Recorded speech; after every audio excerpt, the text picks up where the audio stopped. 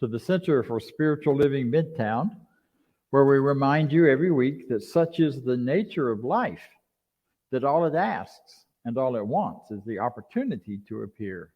You are that opportunity. So am I, and so it is. That means that life itself, another word for God, life is wanting and expressing and bringing itself into shape and form as you and I. And we get to choose how it will show up and where it will show up and how it lives through us, based on our beliefs, based on our thoughts, based on how we understand ourselves. And that's what this center is all about, is creating a place where together as a family and as a group, we can begin to continue to grow together in self-understanding and awareness that is about expansion and knowing more and experiencing more, rather than about limited beliefs and seeing the world as a constricted, closed-up place. Because we know absolutely it is not. We are a teaching, healing ministry.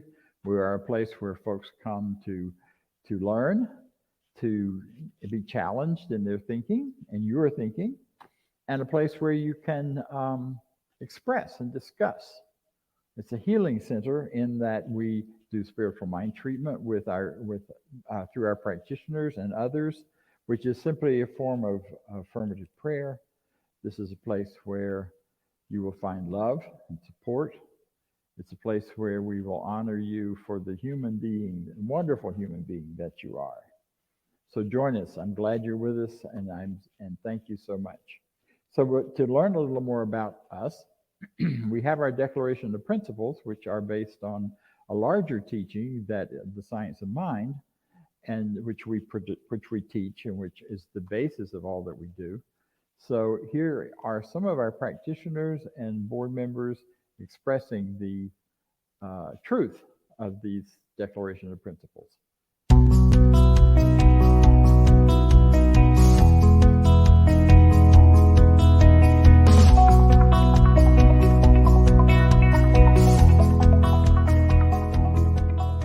I believe in one God, one absolute power and first cause to all things.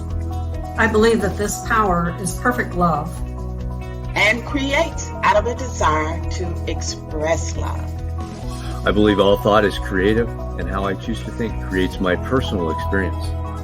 I believe in the unity of all life and the immortality of the individual soul, forever unfolding. I believe in the eternal goodness, the eternal goodness of God, the eternal loving kindness, and the eternal givingness of God to all. And so it is. And so it is. And so it is.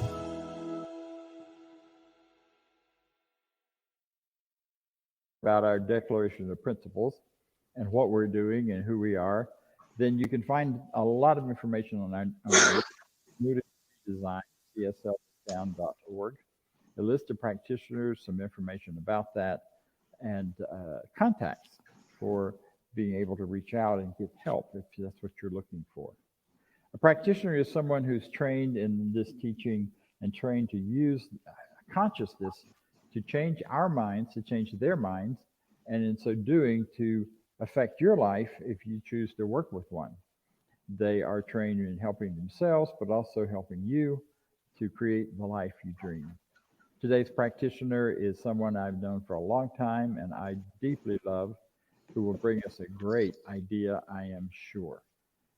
Here now, coming to us live from St. Petersburg, Florida, Miss Norma. Thank you, Dr. Bob. And I tell you, I just want to say thank you to everyone who is there. Thank you for joining us. We sincerely thank you for just being with us today. There's so much going on. Remembering 9/11, passing of Queen Elizabeth, just everything.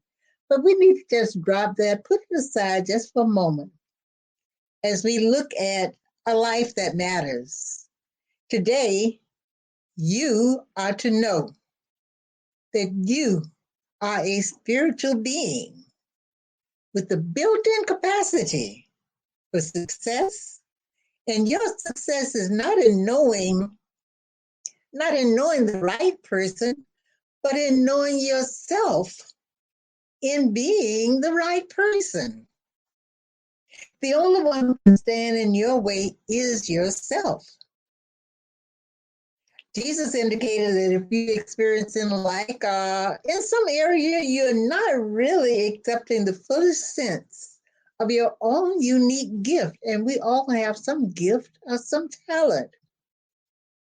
But we have to recognize the relationship of our mind action that works upon these gifts and these talents. Jesus said, "You will know the truth, and the truth will make you free." When you understand this, you not only begin to draw prosperity and success to you, but you can't keep it away. Poverty is a thought. Prosperity is a thought. Failure is a thought, and success is a thought. Your mind is your world, and when you rule your mind, you rule your world. All things good or bad begin with a thought, with the state of your consciousness. You must know that success comes through you and not to you. Within you is the unborn possibility of success and the unborn state of creative activity. Yours is the privilege of giving birth to these ideas. And you can do this as you establish yourself in the realization of your own spiritual unity. And as you remember each day that you are the very self-livingness of God, creating a life that matters, you can do amazing things. And now, as we move into prayer treatment, I'd like for you to just make yourself comfortable. Close your eyes if you like and take a deep, calming breath. As I speak in the first person, take as much as you can except for yourself and just let the rest go. And now know with me, there is but one life. That life is God. And that life is my life right here and right now. The living Spirit Almighty created me in its own image and likeness and fully equipped me to express life in its fullness. It is this power of God active in me that provides all my needs and solves all of my problems. Knowing I am a part of the infinite wholeness, I gladly live in this omnipresence, experiencing deep peace and unity. For I know there's already provided a lavish abundance for every want and supply equal to any claim that can be made upon it. I am always employed as I joyfully think with God's wisdom, blessing every illumined idea that flows through me to benefit me and my world. I enjoy my daily self-unfoldment, and I gladly act with the power born of my oneness with God. Mindful of the original perfection with which I am gifted, I celebrate every sign of personal and spiritual growth, allowing any seeming errors to redirect my attention to the truth of God's perfection in all. Satisfied with who I am, I effortlessly and wisely move peacefully forward with a prosperous and loving heart, embracing greater good in my life as I consciously nurture myself, and generously allow the overflow to bless all others in my world. I have complete faith that God had wonderful plans for me, and I continually prepare myself for opportunities which supply my needs and rightfully utilize my talents. I delight in enjoying a life beyond need or worry, beyond any sense of struggle, strife, or strain, beyond any concern, doubt, or fear, beyond any limited thought or belief, and beyond even the slightest idea, the slightest hint, or possible lack of supply. I naturally and normally attract loving relationships, boundless creativity, opulent financial wealth, and vibrant health. I am truly grateful that the fulfillment of my desires on every level is easily manifested now and always in perfect ways as God creates my life that matters, my life that matters even now. I now release this word into the law of mind that responds by corresponding. I declare it is so now, and my consciousness accepts this declaration and awaits its perfect manifestation. As together we all say, and so it is. I am the place where God shows up. I am the place where life shows up. You are the place where God shows up. You're the place where God shows up as love, as compassion, as prosperity, as you heard in that spiritual mind treatment, and as all of the aspects of life that are lived and moving through you. And as we become more intentional about and more aware of that, this is not just me caring, it's not just me teaching, it's spirit, God, life through me teaching, then it takes on a whole new power and meaning and a great deal more satisfaction for all of us to feel a life that matters and to experience a life that that we can trust to be for our good and for the good of all. You know, when children come into the world, John Bradshaw said this about 30 years ago. I was thinking about this the other day and about when I was working on this quote, and I went and looked up his book and went, oh my goodness, that was a long time ago. But it's still true today. And what he said in that at the beginning of his whole work about children and addiction and all of the things that he wrote about was that there's a two-pronged pull for all of us through childhood that carries on into adulthood, but in very different ways than from when we were children. And that is that, first of all, on one side, we need to matter. A child has to matter and has to know that that child matters. They matter to their family, they matter to their caretakers, they matter to the people who are holding them, who are loving them, who are making them, helping them walk through those early times of getting used to a body and getting used to a culture and living in the world, having left whatever spiritual realm there is before we get here, and starting to really take shape and form in their lives. So it's really powerfully important for children to matter.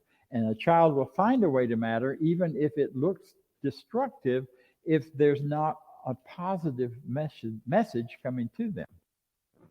They'll matter by becoming the hero for the family, the one to do it all right. Or they'll matter by becoming the scapegoat, to get all the family's pain and trouble into them, and then struggle to carry that away into addictions and all sorts of other things in adulthood. Some way to always matter in the family, you know? I won't go too far in that because there's a whole lot more I want to say today, but there's a lot where that as we grow into adulthood, how we discovered mattering as children carries forward. I learned very early on that it was a really smart thing to figure out what the adults wanted and try to give it to them, try to be that for them. And no surprise that when I reached about my early young adulthood, I went through a real crisis because I was living according to what I thought everybody else wanted instead of the truth of who I am. I never spoke up. I wasn't ever heard. I kept very quiet except to watch and see who needs what, and then I tried to fill that in. Well, as you see, that has changed. I speak up, I'm out loud, and I'm speaking from here, who I am, not from what I think you think I should be. So there's that mattering track, and then there's that other track is about trust. That in early childhood, the child is being held by an adult needs to have a feeling transmitted through that holding that they can trust those caretakers. They can trust those around them to take care of them and to support them because they're very vulnerable and they're small, and life is dangerous for a little kid in a way that it isn't for those of us who are older.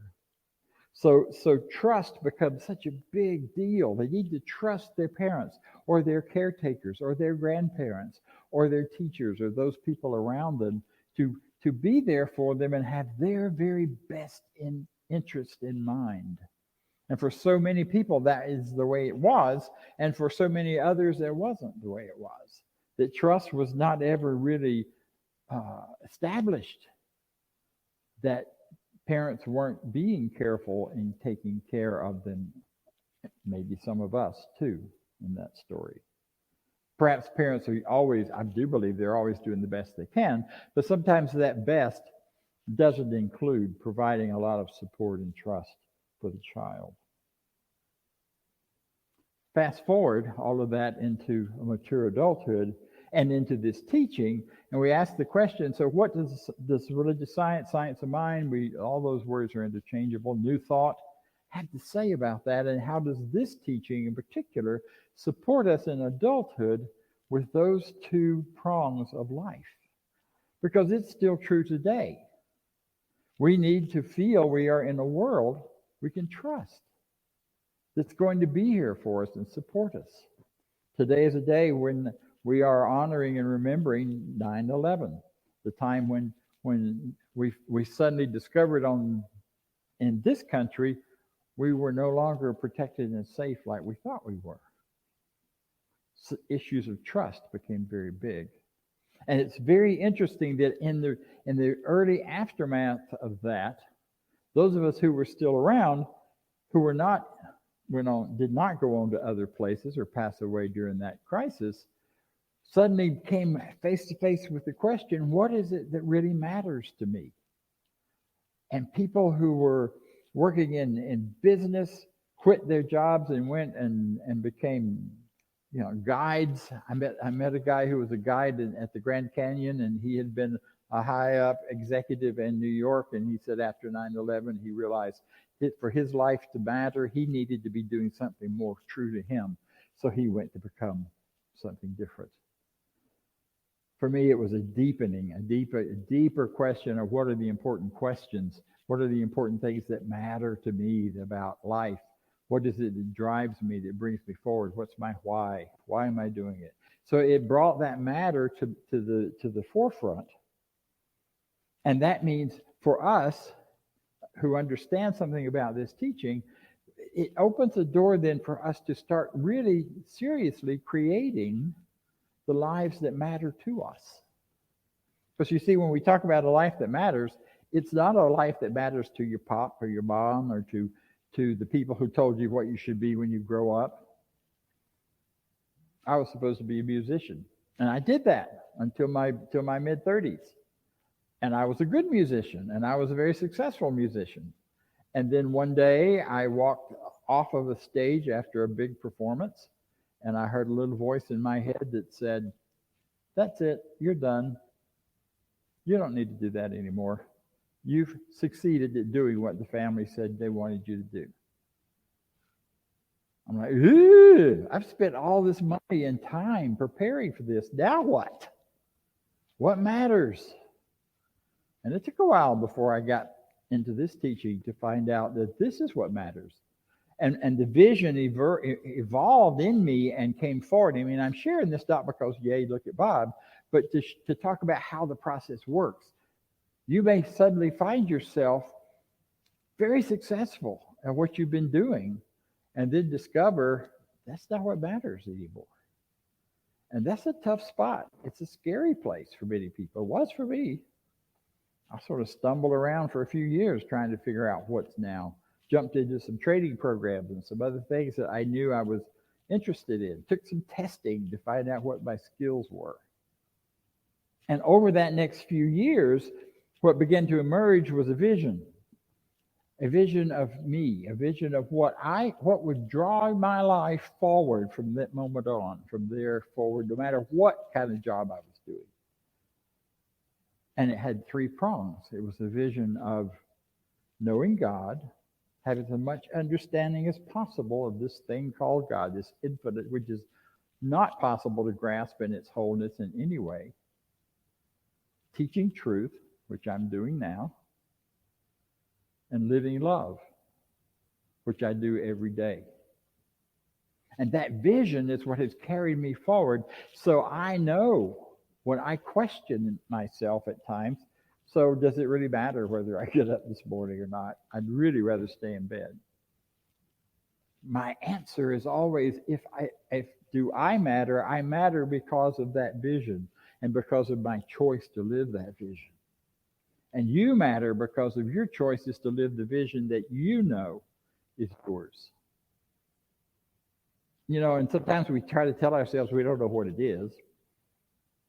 But you do if you're uncomfortable in any way with that thought of, here's my vision. And there are all sorts of processes and procedures and tests and things that you can put yourself through in your consciousness to trick yourself into knowing the truth.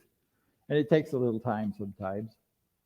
But you know who you are. You know what you want. Way down inside, there's that part of you that speaks, so whispers in your ear and says, no. One of the ways I discovered that was important for me in finding my way was who I was jealous of. Not a very positive way to grow, but it sure gave me indicators of where I needed to look, where my desire was. I get so angry at some people because of the way they spoke or what they were saying that wasn't quite right, and yet they were successful and all of that. And I realized that was my call. That was what was pulling me to speak more and teach more and do more. And I'm grateful to say I am doing it. I'm happy to be doing it. So that idea is then we engage the creative process of the universe to support us in finding and creating and moving forward into that thing we are and that thing we are created to be, that life that matters to us. You know, and the creative process is all about getting the idea and getting it as clearly as we can and deciding and thinking and writing and choosing what we can believe about it. And when we get the desire and we know it's there, and then we choose to believe in it and ourselves, spiritual law that's automatic and working for everybody kicks in and starts bringing it forth and bringing it forward into demonstrations and manifestations and opportunities to experience and express and be that which you know yourself to be and that which you know is yours to do. Sometimes that means acting as if it were true when it's not. And this is really true for those of us sometimes who've been between jobs. If you've ever been between a job, and if your job is and your career is your vocation, that which you feel called to, and then you're in between doing it, you're like, what? Act as if. Act as if. Do those things which begin to move you toward that thing, even though it may not be happening in your life at the time. There's Ernest Holmes said nearly 100 years ago now that whenever we are doing a treatment, when we're setting that creative process in motion, and the universe begins to show up with answers to whatever we have asked or treated for and said, this is what I want to manifest, such as a job or a career or a partner or anything else. He said, even when the tiniest little bit of that thing shows up in your life, even if it's not yet the full expression of it, celebrate it. honor it, recognize it as part of the demonstration, as part of the activity happening. So that once the vision began to emerge of speaking, I went back and did another ministerial program, which is why I'm here. My first Sunday to speak, not even Sunday, my first time to speak to the class, my throat got so dry, my voice got so tight, I couldn't finish my 5-minute talk. But I was successful in that I tried. And the next week I tried again. And with time, you can't shut me up. They have a big old clock down here that makes me stop so that this thing, we don't run too far over time. I have no problem now. I love speaking. But I had to celebrate the steps toward it until I began to do it and begin to have the experience again of teaching and leading and healing. And you have the same opportunity. You act as if, and you celebrate those little steps. There's some fascinating things coming out right now in brain science. I've been playing around with that. And one of the things, Andrew Huberman is right now is my go-to guru for this. He teaches at Stanford, and he has some things out on the internet, and he's got some books, interesting stuff. One of the things he says, and we all know and have heard about dopamine being that thing that lifts us up and makes us happy and gives us a boost. It's in our physical systems.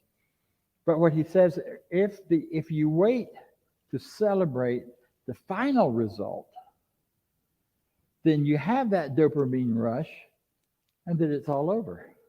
And then it's down, and most people would then crash into some kind of depression. But if you understand how dopamine really works in your system, instead, when you celebrate every little step toward, then the dopamine kicks in, and not only do you feel good, but it gives you the energy and motivation to take the next step.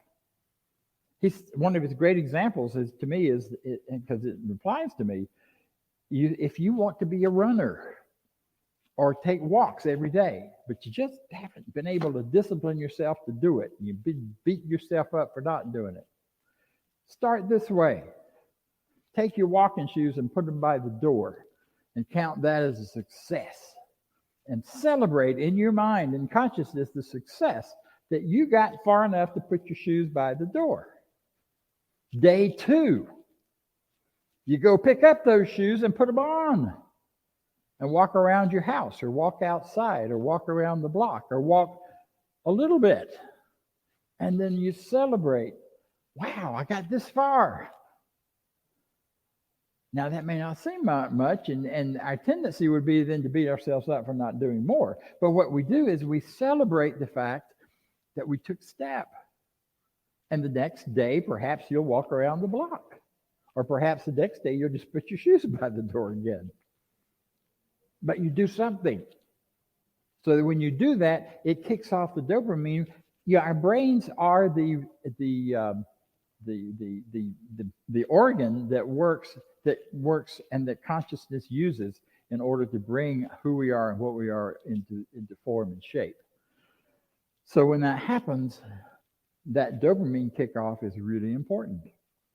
And you keep working. There's a whole other set of stuff that I'm not going to go into today because I can't really, I don't understand it when I to speak to it, but I invite you to take a look at it and to think about it and consider that if you're trying to bring a greater something into your life, whatever it is, a greater relationship, a greater job, a different job, perhaps. If you're trying to change anything, do it by setting the end goal, but celebrate every tiny little step along the way, because that gives you the motivation to take the next one and the next one. And if you completely stop, then start again. Put the shoes by the door. This is how I got into a meditation practice that's been going on every day now for a long time. I used to be the one to say, yeah, let's all meditate. But didn't mean I remembered to do it or got it done every day. But now I started by sitting down in the place where I always meditate, whether I meditated or not, and celebrated the fact that I got in my chair. And then I meditated 5 minutes a day and 10 minutes a day. And now I do 20 to 25 in the morning and 20 at night every day. And I can't tell you what a difference it makes in my life, because it jumpstarts so many things, and it gives me such a deep sense of peace.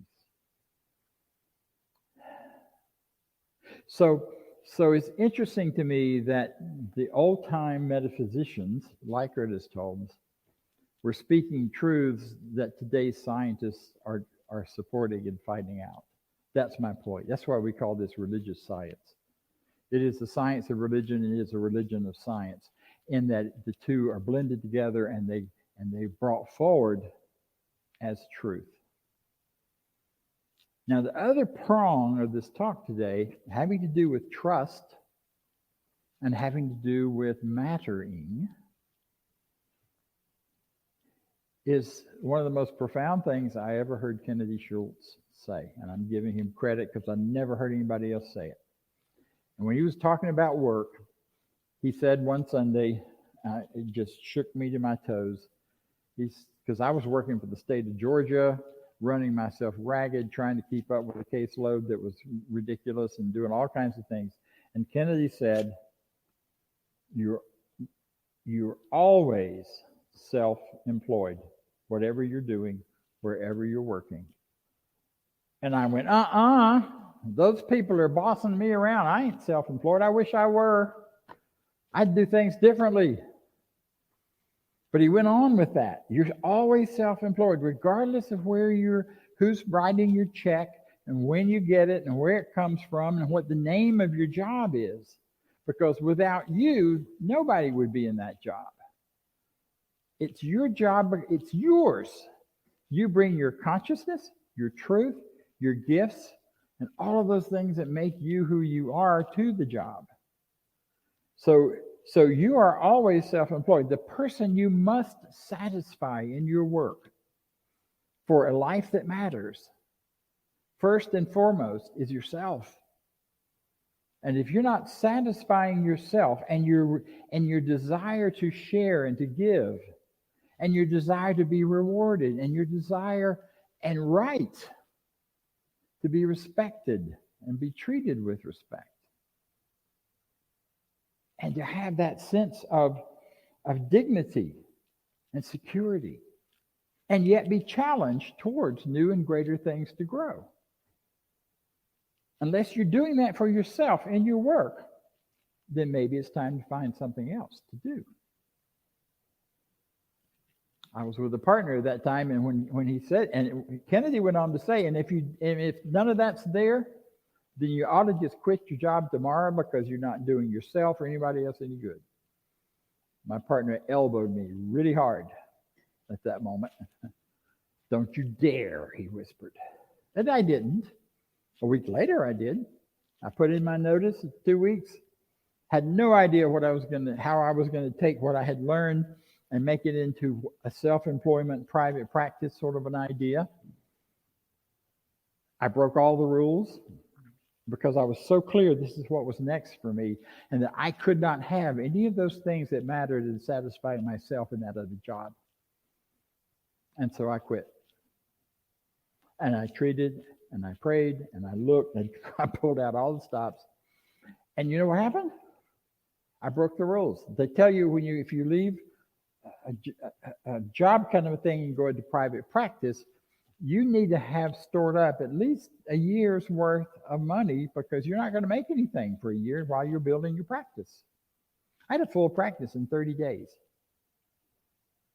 because the people saw what I do and who I am and recognized my gifts and wanted me to be engaged in that way and help support me in securing clients and a steady supply and stream. I worked in different systems here in Atlanta, in different hospitals and groups that were there, and from that began to grow a practice that served me very well for a lot of years. Again, that's how you do it. You decide what you can do. You take the risk if it's going to be that for you. I'm not suggesting that you should do that if you're not absolutely convinced, like I was, that you could do it. But I was. See, we are here to fulfill a God-implanted, God quality of service. We talked last week that that's what work is. It is service to the world and service to ourselves in the process, because it's a flow. It's a both direction kind of giving. We are here for that purpose. So a job, a work, a choice about career, creating places where we matter and where we trust and feel supported are vital to our freedom to do that and our ability to do that. Because if you give to the world in that way, I promise you the world will give back to you. The world will give back to you in kind and sometimes multiplied. There's a quote that's about 175 years old. I know because I know exactly when it was done. It came out in a book in 1847 entitled Walden Pond. And this is what the wonderful Henry David Thoreau had to say. I learned this at least, that my experiment, that if one advances confidently in the direction of one's dreams and endeavors to live the life which one has imagined, you will meet with a success unexpected in common hours. I love that quote. It's something I've carried with me. I have it on my wall.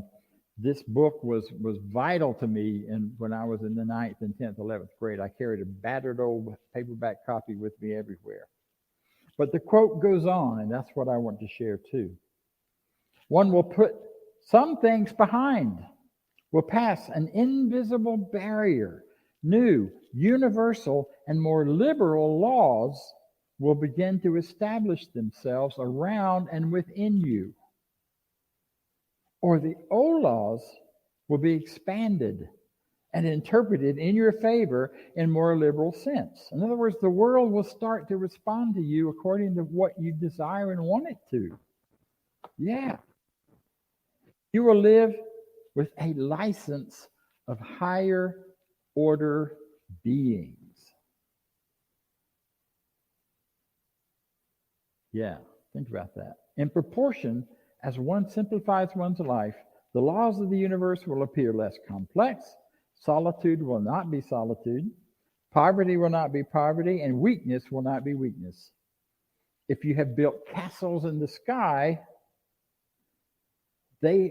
your work need not be lost, because that's where they should be.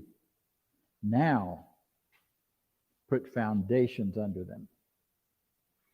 Take what you've dreamed, take what you've imagined, and put foundations on it. That's what we're all about. We are creating lives in form and shape and time that are the foundations under our dreams, our desires, and our fantasies. And those are all good, God-inspired, because so are you, so am I, and so it is. Thank you. Thank you. Thank you. I would clap for myself. I sometimes, and that's not my favorite audience. All right, so I'd like to bring up Vance at this time to do some sharing with you about prosperity and how you can support this work, this teaching healing ministry, as we continue to grow online and here in person as well. Thank you. Good morning, everybody. Good morning. We're glad you're here. It's an awesome day, and that was a great talk. And it's like we are self-employed because we can create our own experience. And in that knowingness, that knowledge that we all get, this is what this teaching is all about. Change your thinking, change your life. So with that, you've got that opportunity to give. You can give online at www.cslmidtown.org/donate, or click on the QR code and it will take you right there. You can do a one-time gift or ongoing giving and get that all set up. So if you would, read with me our affirmation of prosperity. I live in a universe of abundance. As I freely and joyfully give, I join in the divine flow. And all that I share with life returns to me, multiplied abundantly. And so it is. Back to Dr. Bob. Let's talk about class that's coming up. So get ready for that. Yes, classes are coming up. Actually, this Wednesday we start.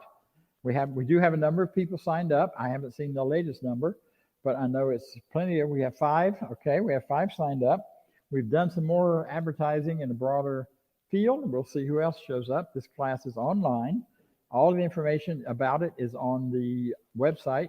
You can go there. There's a link to the registration. There's a conversation there about exactly what the class is. Basically, it is entitled Everyday Mystic. The idea is that you and I are walking around everyday normal people are also mystics. And it is as we acknowledge that and develop our skills for using that we can find the depth and the power and the joy in living that is, like he says, in other dimensions. So I invite you to consider taking this at 6 weeks. We're using several different books. I don't even know what all the materials are going to be because it's mystical. We have to go into the meditations to find out. But we are using one particular book to, at least as a format, to get us going, get us started. So please don't hesitate to sign up. If you have questions about it, you can contact me through the website. Happy to talk with you. And following that class, we'll be having a more fundamental Science of Mind class as well. And more classes to come in January. So I would like to thank you for participating here, for all that you've done for the CSL Midtown. And someone pointed out to me recently that a Center for Spiritual Living is you and me right here, wherever you're sitting, whoever you are. You are a Center for Spiritual Living. Together, we make up the Center for Spiritual Living Midtown. So welcome. We're a worldwide organization. We have people participating from all over the world. And right here and right now, I want you to join me in celebrating our closing, which you'll find the affirmation of life. I leave this place now knowing something better than I knew before. I go forth into the world with a heart full of love and a mind full of good sense. I look at the world in a greater way, knowing that I have within me everything I need to create the life I desire. I give thanks for this understanding, and I am grateful for the spiritual life that lives through me. And so it is. Thank you for being with us.